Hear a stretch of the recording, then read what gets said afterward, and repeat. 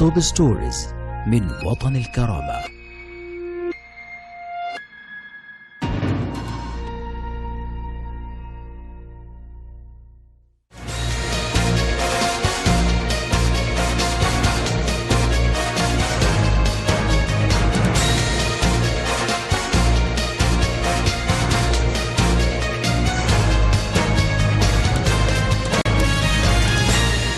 Hello, welcome to Watan al-Karama News Channel. It is 9 p.m. our time for top stories, and we start with latest news items from Libya.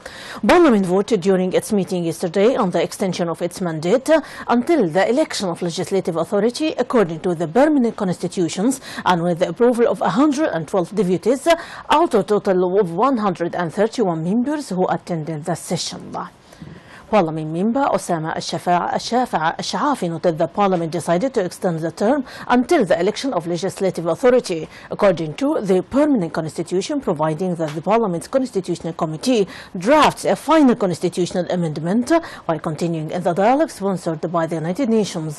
Moreover, he noted that the Parliament declared its commitment to the draft, which was signed by initials, including the temporary constitutional declaration in case of intransigence about outgoing Congress.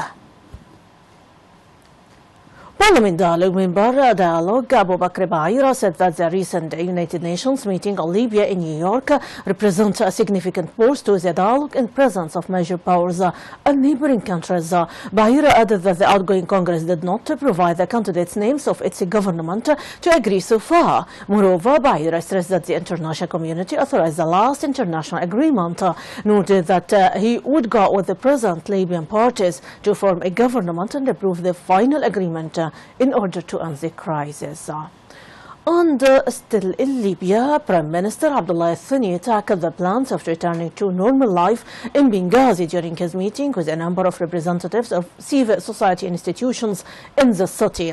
During the meeting, Thani stressed that his government was working to identify priorities and needs of Benghazi since the beginning of the crisis in order to bring natural light to the city through the provision of security and reconstruction and solving the problem of displaced people. He added that the government has authorized and spent a lot of money for municipal council in Benghazi. The Prime Minister called for supporting the military institution, which is looked in affairs for against terrorism.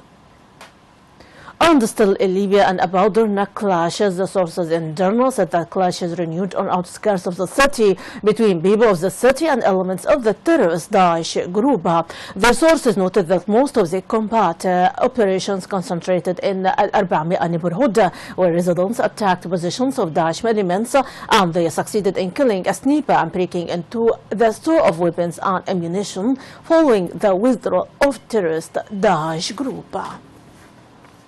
Spokesman for Al-Marj Security Directorate Ahmad Dal said that Al-Marj Security Directorate is under the interim Ministry of Interim Government, saying it will contribute to formation of any security agency outside the framework of state institutions.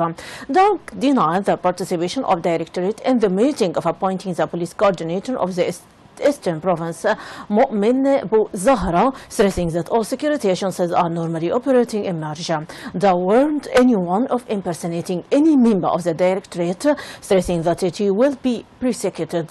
Moreover, they said that Al-Marj Security Directorate is working without the disposal of its budget. Tunisian President Beji Qaid Essebsi stressed the vision compatibility between his country and Egypt on the resolution of the Libyan crisis. During an interview, the Tunisian President and the border said that the border between Libya and his country is secure enough, adding that terrorism is a common disaster imposed on both Egypt and Tunisia, and each country is ready to face using different policies. Essebsi noted that terrorist Daesh group is achieving progress in Syria and Libya, and that resisting the terrorist group is not positive because of poor coordination between all parties. Tunisia obstructs efforts aimed at lifting the armed embargo imposed on the Libyan army that is facing terrorism coming from Tunisia. And now my audience will transfer to Yemen. 7 people were killed today in a suicide bombing on a mosque in the Yemeni capital, Sana'a. The Houthi Iran state news agency said terrorist Daesh group claimed responsibility for the attack. The agency said in a text message that the attack targeted An-Nur Mosque in An-Nahda neighborhood in northwestern Sana'a. Terrorist Daesh group said in a statement that dozens of Houthis preparing to go to the front had been killed or wounded in the attack, which targeting the local An-Nur University. And still in Yemen, the airport in Yemen's southern port city of Aden is undergoing minor renovations in preparation for opening to commercial flights for the first time in months. In March, Iran-backed Houthis militias took control of the port city, forcing President Abdurrabbu Mansour Hadi into exile until last month when his troops, backed by Saudi-led coalition forces, seized the city. Airport Director Tariq Abdu Ali says that the facility will soon be ready to receive commercial flights. He said, "We are undergoing preparations to reopen the airport for commercial use. We will finish fixing the equipment that is necessary and complete existing facilities, including the tower, the fire station, the hangars and runway and airplane parking stations, so that we can receive commercial flights again." Aden suffered widespread damage and distraction throughout the ongoing civil war. The airport itself was a main battle zone until Hadi's troops recaptured it in July. A coalition of Arab states has been bombarding the rebel Houthi forces since late March in an effort to reinstate Hadi was ousted from power when the Houthis took over the capital Sana'a in September. And now we transfer to Daesh cries. A Syrian in rebel-held territory uploaded videos alleging to show the aftermath of Russian airstrikes. In one of the clips, columns of thick smoke can be seen rising from what is said to be Hish after being targeted by airstrikes. As a voice on the videos is there blaming Russia for the attack. Russia's defense ministry said that Russia's air force had made 25 flights over Syria in the past 24 hours and hit 9 tourist Daesh targets. Syria's foreign minister was quoted as saying by state news agency SANA that Russian airstrikes in Syria had been planned months in advance and will be successful because of their coordination with the Syrian military. Russia has established a center in Iraq involving also Syria and Iran to coordinate and to exchange information, he added.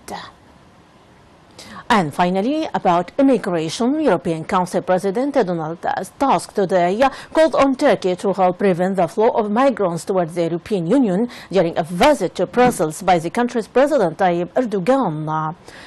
Facing its worst migrant crisis since the breakup of Yugoslavia in the 1990s, Europe is dropping its criticism of what it sees Erdogan's increasing authorizations and looking to Turkey to absorb more refugees from Syria and Iraq. The situation where hundreds of thousands of people are fleeing to the EU via Turkey must be stopped, and we cannot do it on our own. We need the Turkish side, Tusk said during a news briefing after meeting with Erdogan. The two also discussed the need to find a solution to Syria on a day when Russian military jets violated Turkish airspace. Erdogan urged the EU to consider safe havens and no-fly zones in Syria as a way to resolve the bloc's migrant crisis, but signaled a readiness to discuss Europe's call for more camps in Turkey. My audience, that is the wrap-up of our top stories for today. For much more, you can check our website www.watanalkarama.tv. Thanks very much for being with us. My greeting, Rانيا البليدى.